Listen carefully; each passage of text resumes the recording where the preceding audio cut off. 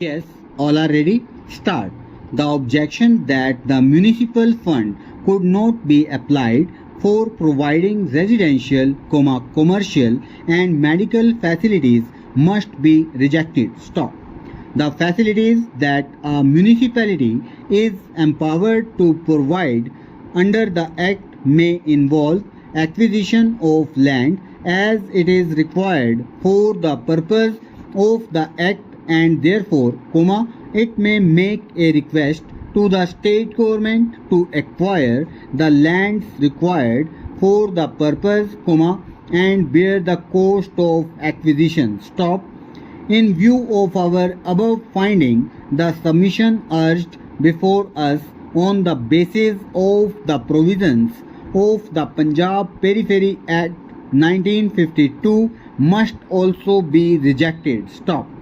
It was submitted that the Punjab Periphery Act 1952 was enacted with a view to prevent growth of slums and ramshackle construction on the lands lying on the periphery of the new city of Chandigarh. Stop.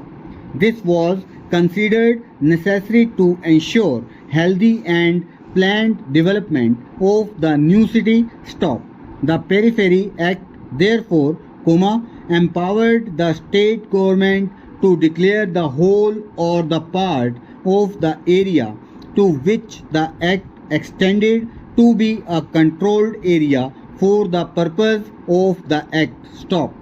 Once the controlled area was declared, no person could erect or re-erect any building or make or extend any excavation, etc.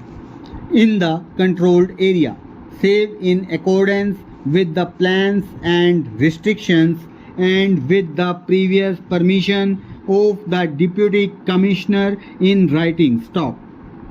It is not disputed before us that the necessary permission under the Periphery Act 1952 has been granted for raising the structures in question. Stop.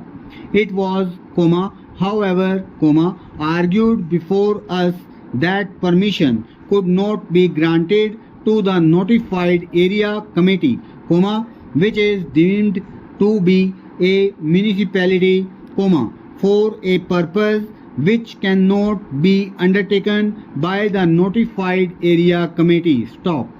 Since the municipality cannot develop a residential, commercial or institutional area, stop, and spend municipal funds over them, the permission could not have been granted. Stop.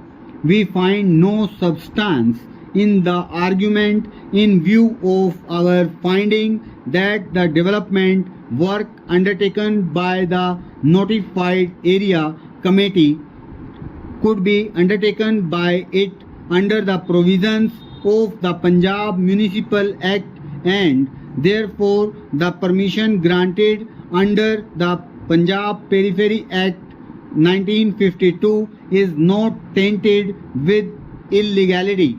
Stop. It was argued in Civil Appeal numbers 2558, 2559 of 2004 arising out of writ petition number 3125 of 1990 that the permission granted on January 2, 1989 under section 11 of the Punjab Periphery Act 1952 referred to only pockets 1 to 3rd, and there was no reference to pocket number 5. Stop. Therefore, so far as the lands falling in pocket number 5 are concerned, there was no valid permission to raise the impugned structures. Stop. Over.